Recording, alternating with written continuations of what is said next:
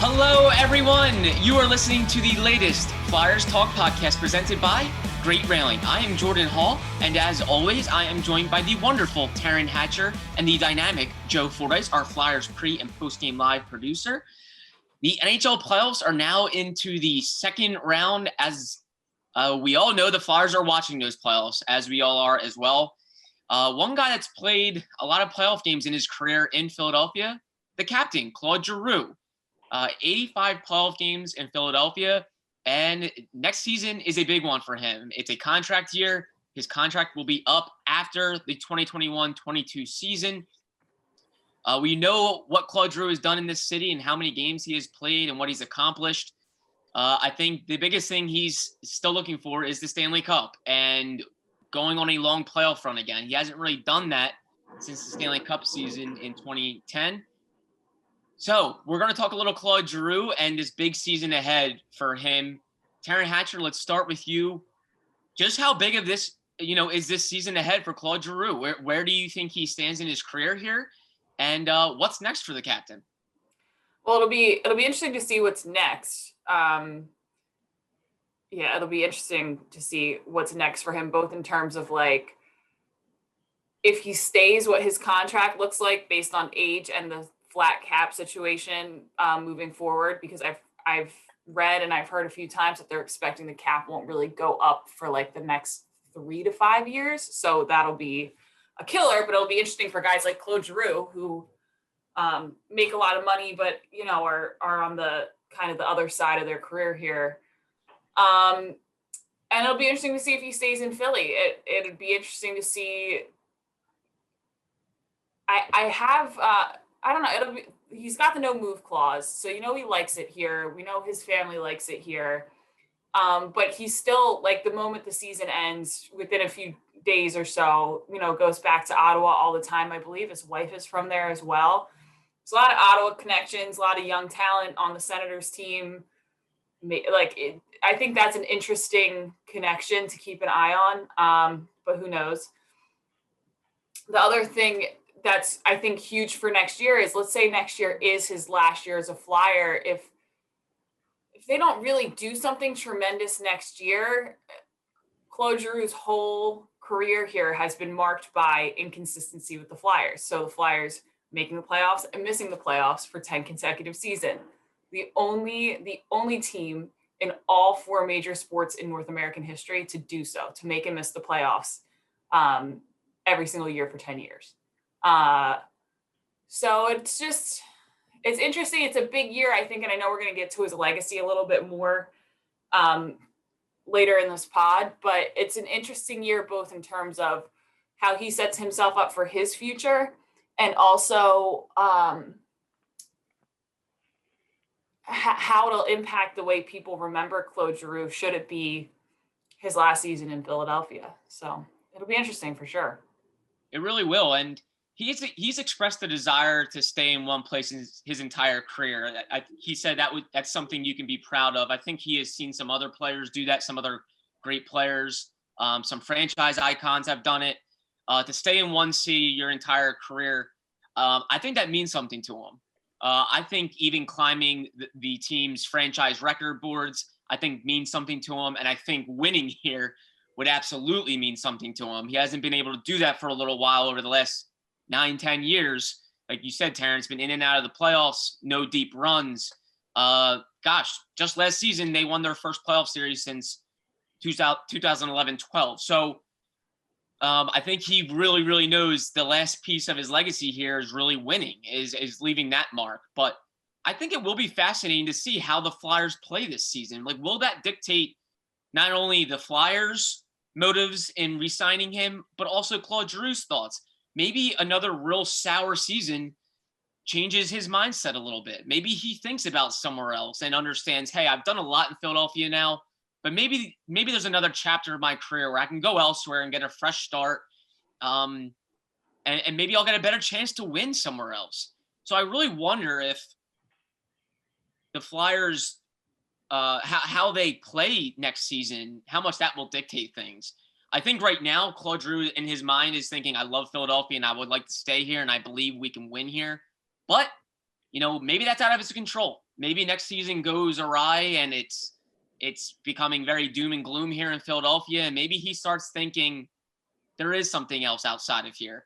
I don't know. Joe Fortes, how do you think this next season could play out for Claude Giroux? How important is it for him to play well, but also the team to play well? Well, Jordan, you had mentioned earlier the thing missing is a Stanley Cup. I would say it doesn't even have to go that far. He needs to lead this team on a playoff run of sorts. I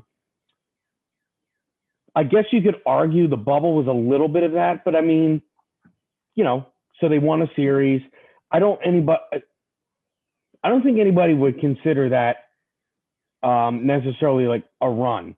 You need to go to like the Eastern Conference Finals or something like that. Now, and you'd mentioned since 2010, and no one gives Giroux credit for leading that because he was not the captain. They had a core, and he was one of the up-and-coming guys. Now, he was great in those series, but, people always look at the veterans and the captain of teams that go far.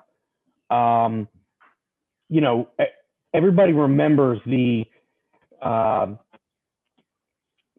guys who put the team on their back and lead a team. And you could arguably, Giroux did a little bit of that in 2010, but you had guys like Pronger and you had Mike Richards, who was a good playoff player for a number of years here. You had Jeff Carter, who had some injury trouble here, but when he played, he was very good. So you had other guys in the mix, and no one would go at that point in time and say, this is Giroux's team. I think you'd more hear things like that about Pronger. So I think Giroux needs to lead one of Giroux's teams to, a couple playoff series and maybe a conference finals at minimum, to have that sort of remember when type of moment. And I don't know that Giroux has that remember when type of season yet. He has moments like his first shift against Crosby and scoring the goal and, things like that. And you mentioned the milestones and things, but I don't think he has a remember that season moment yet. And that's what he needs. Yeah, 100%. And I think a lot of people are going to start doubting how effective will he be in these later years in his career. Do the Flyers want to re-sign him? I imagine they will, because he's an icon. He's a face. They like his leadership. They know his value. But this next contract obviously will not be his previous contract. It's not going to be like that. He's in a different stage of his career. Taryn Hatcher, I thought Claude Giroux was pretty darn effective this season. He was tied for the team lead in points. Chuck Fletcher said there was no guy that played harder than Claude Giroux over the final 2 months of the season. And to me, that says something. That says something in the year in which the Flyers had. Claude Giroux never slipped. He was the one that kept going. Do you doubt his effectiveness at all moving forward? I think he's a guy that can play until he's a lot older just because he stays in great shape. He's not known to miss games. But what do you think on that topic?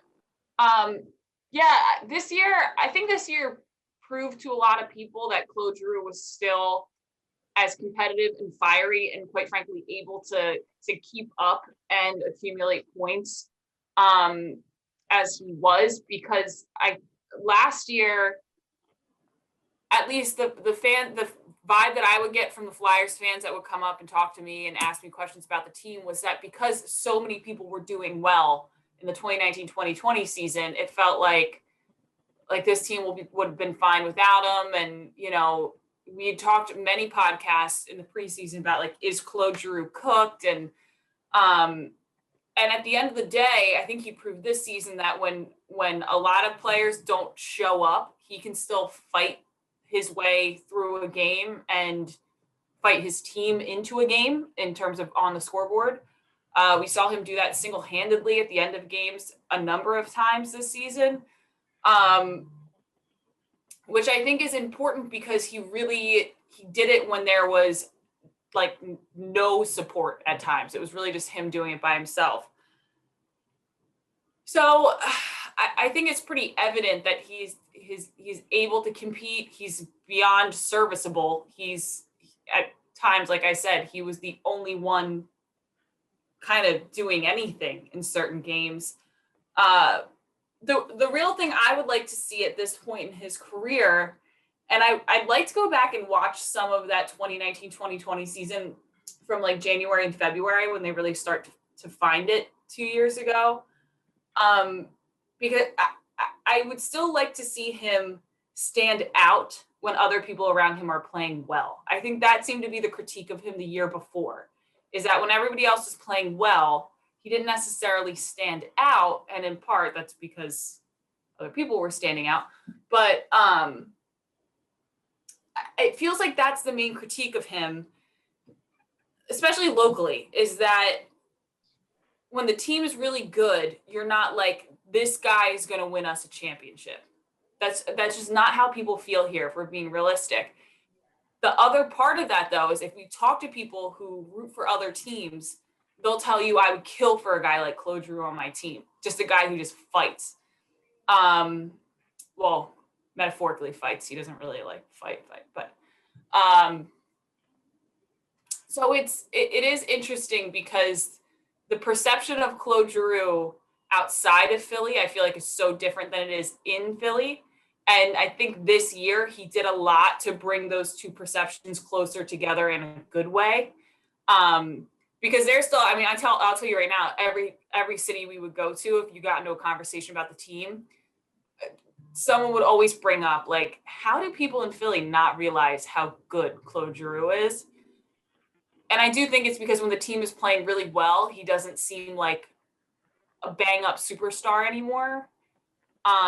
But he also does things that are highly like his energy level in certain games was through the roof. I think he's underrated in certain ways still, but yeah, I wish I had a nice way to tidy it up and wrap it up in a nice sentence here, Jordan, but I don't. I think this year was a big step in the right direction for his image. I don't think that's that important. I think he just played good hockey this year, which is always a good sign. 100%. Flyers Talk is brought to you by Great Railing. Stop into Great Railing for the highest quality and lowest prices on all your railing, decking, and fencing needs. Yeah, I think the big tear between, fans who were pro Claude Giroux and fans who were not pro Claude Giroux, I think a lot of it is playoff success. He hasn't really done it in the playoffs over the last 9-10 years, nor has the Flyers. The Flyers haven't had success. So a lot of people are probably going to say, well, Claude Giroux didn't have the supporting cast, and I think you can really argue that for many years. But then last season, he did have a really good supporting cast, didn't perform as well. I think people wanted more. That's why I think next season will be so pressure-filled, because not only are the Flyers facing immense pressure to get back in the playoffs and do something with next season, but even if they do, they're going to want to see it from Claude Giroux. The last year of his contract, get into the playoffs, but not only that, they're going to really want to see Claude Giroux do something in those playoffs, be that Claude Giroux that leads the way. And it's going to really go a long way in how people probably remember him from a legacy standpoint. Joe Fordyce, we touched on it a little bit, but from a legacy standpoint, how do you think of Claude Giroux, and how much will next season play a factor into his legacy? I think next season will be a big deal. I'm kind of hesitant to say how big, because I don't know what form the team is going to take next season. There could be big changes, which, can affect the guy's legacy either way. I would say his legacy is a little bit of an odd one, in that it began with playoff run after playoff run, but he wasn't the captain of the team. So it's almost like he has two legacies. He has the legacy as the young guy when Mike Richards was the captain, and then he has the legacy as the captain, which I think a lot of people would, characterize as one that I don't know if I would say fell short, in that there just wasn't a tremendous amount of playoff success, and his personal playoff performances were never as good. They haven't been as good as those early ones. I mean, those early ones, despite him not being the captain, he was the best player on the team in the playoffs a number of those times. And so I think it's almost a tale of two Giroux. Giroux not the captain, and then Giroux as the captain. And I think when you get a lot of what Taryn was talking about, the perception of him, I think a lot of it is tied to that captaincy. This city has always had a big thing with that captaincy. In a lot of people's eyes, Eric Lindros didn't live up to the C on his jersey. And then there was the big public taking of the C off of Eric's jersey and giving it to Eric Desjardins, and this big display and a lot of almost like a dog and pony show type of thing to say that Eric Lindros is not the captain of this team anymore. So there's been this sordid history in this city with that captaincy of the Flyers. And I think that has a lot to do with Giroux's legacy, and maybe, maybe some fans have been too hard on Giroux because of that history with the captaincy in this town. I think that definitely plays a role. Yeah, and we know Philadelphia, it's all about playoff success, winning when it matters most. And you even think of Claude Giroux's historic career season in 27-18, 102 points. It was a major resurgence in his career at 30 years old. He was magnificent that season, really put the team on his back, willed that team to the playoffs. That team was lacking in some areas, let's be real, and Giroux carried them into the postseason. And then he followed it up with 3 points in 6 playoff games. He was a -10 that playoffs against a really good Penguins team. I believe they were the 2-time defending champs going into that year. And, it probably put an asterisk on that season a bit for Claude Giroux in many fans' eyes. Many fans probably thought, well, hey, good for Claude Giroux, 102 points. That was incredible. But what did you do for me in the playoffs? And that's just how Philly is, especially when a team is a team has gone through the last 10 years the Flyers have gone through in terms of playoff success and not really doing anything with it. Philly is craving a winner, and that's why I think next season will be so important to not only the Flyers but also Claude Giroux and maybe his future here and also his legacy here. But another player in a contract year and another very important player to the Flyers, Sean Couturier. His contract will be up after next season. We know he is due for a raise, and let's be real, if he has a big season next year, that raise could go even higher. Taryn Hatcher, what do you think of Sean Couturier's outlook going into next season? How hungry do you think he will be, knowing he is due for a raise? For Sean Couturier, I honestly don't expect a whole lot to change for Coots. I feel like he just shows up every day and kind of has the same mindset all the time. That being said, I have seen a lot of change in Couturier from last season to this season in terms of like publicly calling out the team and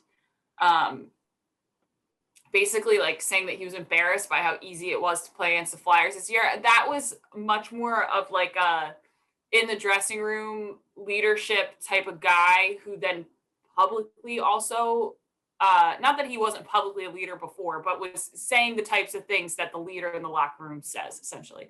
But I anticipate Sean Couturier will head into next season and head into most games the way he's done for the past few years. I think a lot of the Flyers' struggles this year don't really at all reflect on how Sean Couturier played even a little bit. Yeah, and I anticipate I won't be surprised if in this flat cap era, if Sean Couturier is one of those guys who still gets a contract that you look at and you're like, wow, that's a lot of money. Just because there aren't once Bergeron retires, there's not another close to Sean Couturier like player that still has as many good years left in him as Coots does, in my eyes. So yeah, it'll be interesting. They're gonna have to play some twister with the cap space, I think, to try to afford Sean, especially if Giroux's still on the team. And I know he'll be older, but you expect he's still gonna command some decent money. Um, it's going to be so strange to see how these teams handle the caps, not just in terms of money, but also years, not knowing how long the cap is going to be flat. So, but I don't anticipate Sean Couturier's approach changes at all, because his approach has seemingly always been somewhat similar, and it helped him win a Selke trophy last year, if we're being honest. So I would anticipate the same Coots, just a Coots who actually gets paid for his value would be what I expect. Yeah, it's almost a shame. It's almost wrong that his contract year is coming in the flat cap era, and obviously no one could foresee that. No one could foresee a pandemic, but that guy signed what has turned out to be a bargain contract, going back to Ron Hextall's days as general manager, because it came before Sean Couturier had his breakout.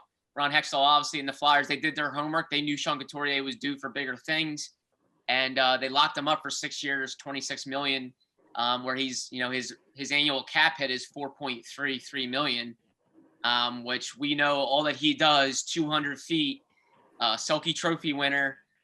He is definitely more valuable than that figure. So we'll have to see. Yeah, it'll be fascinating to see what his next contract is. And if he comes back with the Selke type of season, you have a feeling that he's going to earn a lot more, and the Flyers should give it to him. He's, Sean Couturier is in his prime, and I think he still can be better. I think he would admit that. I think a lot of people would admit that. Joe Fordyce, what are you expecting from Sean Couturier next season? A big one for him. Yeah, and I think Karen pegged it. The approach that he's always had is the approach that's going to get him paid. So I expect much more. I expect better, because I think this year he was dealing with a lot of nagging stuff. I mean, a number of times, he got a little bit injured, and we see, we never know exactly how injured is for Couturier. And he plays through a lot, so we never know that. But I will say I expect better if he's healthy. And, I think a full training camp, a full off season will help things like that. So maybe we don't have to watch Couturier try to play through injury and constantly ask ourselves, like Taryn and I do in the newsroom, is Couturier all right? Like, he doesn't look like he has that explosiveness, or he doesn't look like he has this, or, was it 2 years ago he had trouble taking face-offs with the wrist injury, or like the forearm injury, shoulder maybe. A healthy Sean Couturier is going to be better than what we saw this year. And for the Flyers, hopefully that is what they get. And that should lead to a payday for Coots. Absolutely. And yeah, it was, if you look back at his numbers, he did some pretty impressive things this year, and you could tell he wasn't fully right. As we know, he missed 10 games earlier in the season. Then he had the reoccurring kind of hip issue. So, and the guy still plugs play. And what's interesting, Jordan, that early season thing that cost him the 10 games, it was like this little bump into the boards. At least that's what we all took as and I feel like when you get an injury like that, as opposed to like getting blasted into the boards, when you get an injury like a little warm-up thing and you bump into the boards, or a little just kind of you get rid of the puck and take a little shoulder from a guy and glance off the boards, and that's what injures you and keeps you out 10 games. You got to think when you come back from an injury like that, you have this feeling like, man, anything could cost me another 10 or maybe more games. A little glancing blow off the boards that these guys, I mean, we've seen these guys out there in warm-ups checking each other and banging each other into the boards, much the same way that play happened with Couturier. So you got to be thinking, okay, this could happen at any given time. So I bet that affects your play mentally when that's the injury that costs you 10 games. 100%. And we figured we would have some fun now thinking of a cold brew check presented by Duncan, and we're going to tap into the playoffs and tap into the Maple Leafs misery right now. A good comparison, because I think Flyers fans are kind of miserable right now with where their team stands, and suddenly Maple Leafs fans are feeling pretty miserable themselves. The Toronto Maple Leafs were knocked out of the playoffs in the first round yet again. They blew a 3-1 series lead to the Montreal Canadiens. So it made us think of this cold brew check presented by Duncan. Taryn Hatcher, I'll start with you. Who would you rather be? Would you rather be in the Flyers' shoes or the Maple Leafs' shoes? Weirdly, I'd rather be in the Flyers' shoes. Like Okay. that and the Maple Leafs, they haven't won a series since 2004. Like, Yeah. So on the whole, I get most of my like enjoyable life where I had, income to spend on Flyers tickets and go to bars and watch games with my friends, whatever, has been spent bouncing in the playoffs, out of the playoffs, in the playoffs, out of the playoffs, whatever. But like, it's brutal too because they had the best record in the North. I think there were murmurs that they kind of self-crowned themselves like North Division champions, even though they didn't come out of the North Division in the playoffs, which is really the North Division champion. And they have talent. Like, it's not like you go back and you go, how do I build from these pieces? Like, it makes sense, whatever. But you can't have that talent level and not win a playoff. Like, you can't have Nylander and Marner and Matthews and not. You just can't. You can't.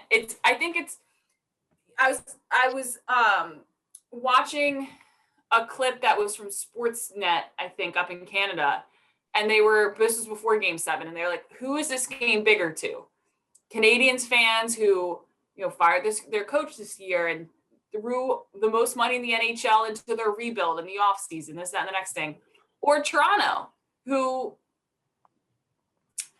has all the talent and really should be a front runner to win the whole thing." And to me, it was always Toronto. Like, if you're the Canadians, you put a ton of new players together. It's a weird year. You don't really get to bond the way you normally would as a team. Like, there's a lot of excuses you can make if you're the Habs. If you're the Maple Leafs, just like not. I just don't. I don't know where you go from it. Like, at least if you're a Flyers fan, you look at it and you go, okay, you hope that's a one-off season for Carter Hart and he is never that bad again. And that wins you a few games. That wins you quite a few games in and of itself. And then you go, okay, well, Travis Konechny, something was wrong. And then 6 of our guys got COVID and all of them had symptoms from COVID. Like, you can kind of look at where the season broke down and you can explain it away to people. Toronto letting that series go, I don't know how you explain it away to anyone. I just don't. I wonder too. I'd rather be a Flyer fan right now, and I am. There you go. And Taryn with the old school sweatshirt, amazing. It really is a crazy question because on the one side of the coin, you can maybe say okay, Toronto still has that young core. They still have Austin Matthews, Mitchell Marner. John Tavares is under contract, and you hope he gets healthy and comes back next season. He's only 30. You have Nylander locked up. So you got to think eventually it's going to turn for them. And like, they still have the youth that's like, they've arrived, that like their youth and their core has arrived. They just haven't arrived in the postseason yet. But at the same time, gosh, like, they've gone through some hell in terms of just disappointing finishes. It makes me think that maybe that Canadian division was pretty overrated this year. Edmonton gets swept in the playoffs. And then Toronto has their disappointment and with their collapse. And then after that, it really falls off. Like, Winnipeg's pretty good, but the Canadians didn't have a great year. I just wonder, Joe, do you think that division was a little overrated? And then also, who would you rather be, Flyers or Maple Leafs? Well, here's the thing. What I'll say about that division is I feel like that division got into this style of play where it's like, let's score 6 goals to win every game. Yeah. And that doesn't generally work in the playoffs. Yeah. And, Edmonton was that type of team. And most of the other teams that were successful in that division could play that kind of way. Now, here's what I'll say about that particular series with Montreal.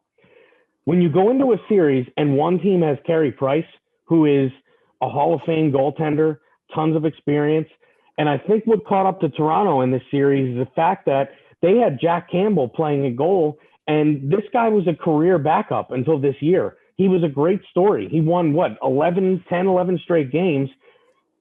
And then when you put that all on him in a city like Toronto in the playoffs, I think that becomes problematic. And he blamed himself. He started crying on the podium last night, I saw. But I'm not going to put that all on him. It was a bad goal that he gave up in the first goal of the game last night. But here's what I'll say. I think the Toronto Maple Leafs play like they're afraid of their own. They play like they're afraid of their city. And I don't think any Flyers team in history would ever say that, because Toronto has a history of running players out of town. They ran Phil Kessel out of town because all he did was score goals. Wasn't tremendously interested in defense. There's going to be players like that. Winning teams have players like that. I don't think anybody is going to accuse Alex Ovechkin of playing too much defense. They won a Stanley Cup. They run players out of that city. And I feel like I've never seen a professional sports franchise absolutely wilt when the pressure gets turned up like that Toronto team does. Toronto has made a habit of losing to Boston in the playoffs in absolutely brutal fashion. And I would rather be the Flyers, hands down, because I feel like the Flyer fans are always on the side of the Flyers. Yeah, they're going to get angry about this guy or that guy, or they're going to want answers, but they're never going to, for lack of a better term, I feel like Toronto eats their young. They can't help themselves, and they almost destroy the team from inside out. And it's happened over so many eras. It's interesting Taryn brought up 2004 because that's the season that Jeremy Roenick ended the Maple Leafs playoffs by winning with a game-winning goal in overtime for the Flyers that year. One of the more important playoff goals in the history of this franchise. So, to me, it's an easy choice. You'd rather be the Flyers because you could say there are other teams that have blown 3-1 leads. Clearly, the Flyers did it in 2000. Yeah. But when you look at how that transpired this year, that talent, the talent level isn't even close. And I know John Tavares went down in the first game, but even with the guys that remained healthy, they still had twice to three times the amount of talent as that Montreal team outside of the goaltender. You could say only the Leafs can do what they just did over the past week or so. So to me, no question, it's the Flyers. You'd rather be the Flyers. I'll go against both of you guys, and I'll say I'd rather be the Maple Leafs, and I'll say just for this, and I think it's a really good argument. I think it was really fun that, Joe, that you thought of this topic. Great for the cold brew check presented by Duncan. I'll say Maple Leafs just because they do have an established young core that I think is only getting better. If you look at it, Austin Matthews and Mitch Marner are already facing that playoff curse type of pressure. They're only 23 and 24 years old, respectively. And so to me, that it's just fascinating that these two kids are the faces of the Maple Leafs, and they're only 24 and 23. And they're facing that pressure already. I think eventually these guys are going to figure it out in the playoffs. And I think they still have a lot to build around with those two, John Tavares being locked up. And I think he's still John Tavares. He's 30, Nylander. So I'll say the Flyers have a little more questions of, is the time seriously ticking on what they have in place? I don't think the Flyers have a young established core yet that's really done what the Maple Leafs have done. I think their young kids still have to prove themselves. And then on top of that, the Flyers have the questions of, well, our core in place are vets, guys that haven't done it yet really for a while now. Claude Giroux, Jacob Voracek, Sean Couturier, obviously. So I think there's a little bit more pressure to prove it now for the Flyers. I understand the patience should be running incredibly thin in Toronto. No doubt about it. But I do like their youth, and I think you still have a lot to like there. Whereas the Flyers, I think, have a little more, hey, clock is ticking now, and you got to do it before we have to make some serious tough decisions. Taryn, go ahead.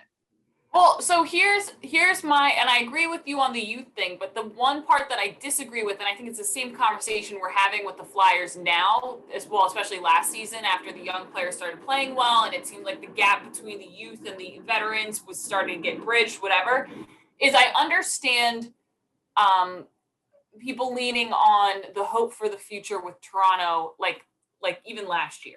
You know, look at Marner, look at Matthews. They're still essentially babies in this league, and whatever.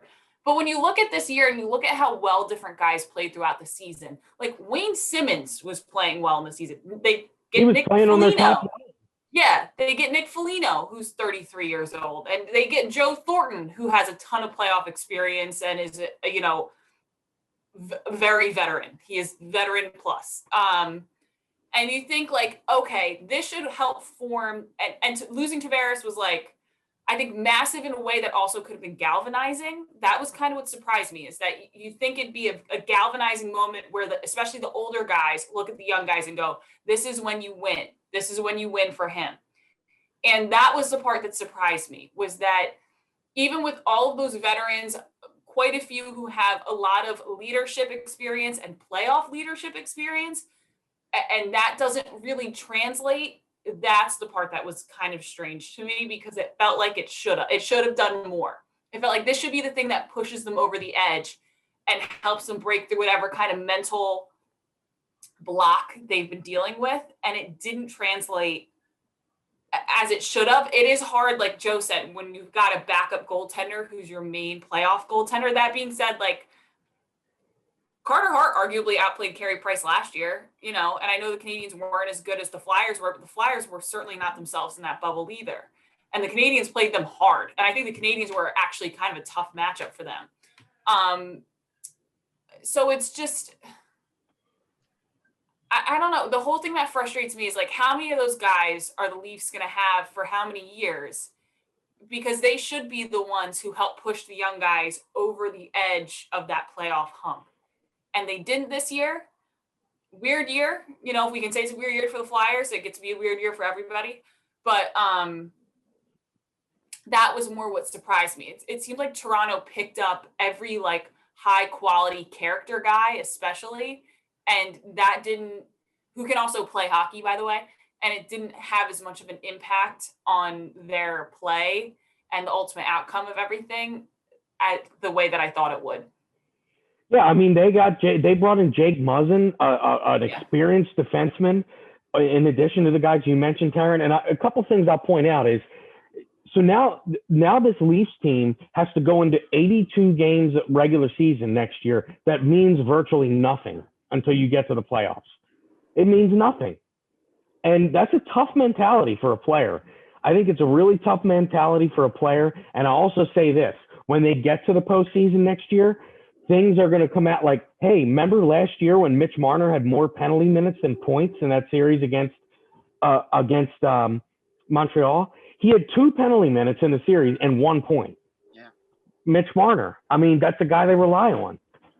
And, it's well, the pressure is only going to swell. And I think that is, in that city, in the NHL, maybe worse than any other city, because we've seen it I saw yesterday that the Beatles recorded All You Need Is Love 41 days after the last time the Leafs won the Cup.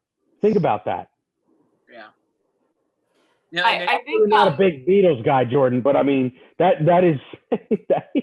I know that's a long time. I'll say that much. Yeah, I don't know the exact number, but Mitch Marner's over the glass penalties, like his playoff number over the glass penalties, is bizarre. And that's where you think like, oh, there's some yips there still. Like these young guys get the yips.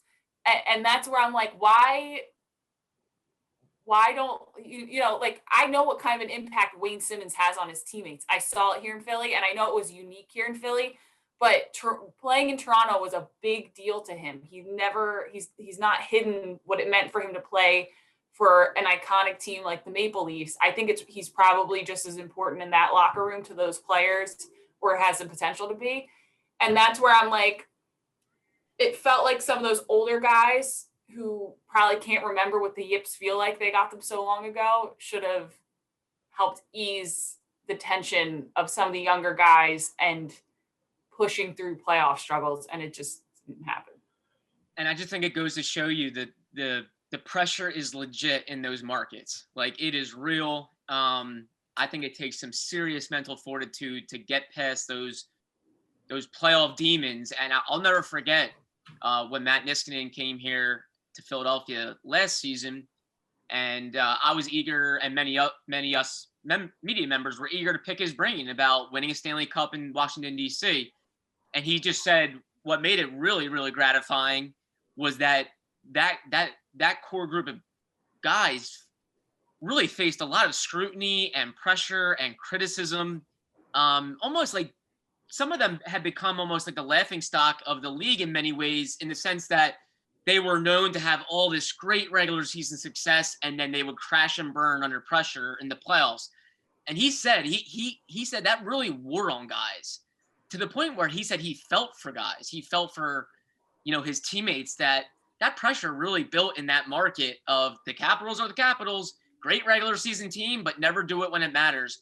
And he says that's what made it so special, was overcoming that pressure, outside demons, outside pressure. And I think the Maple Leafs are going to start feeling that. They already are. I think the Flyers feel it. There's no doubt about it, because, these markets are legit, and they want winners. And when you continue to fall in the biggest moments, you get labeled. And it'll be fascinating to see how the Maple Leafs deal with it, how the Flyers deal with it next season. It will be no Marner, no Matthews, no Draisaitl, no McDavid, no Ovechkin in the playoffs right now. No Crosby, no Crosby. Malkin. Yeah. It just shows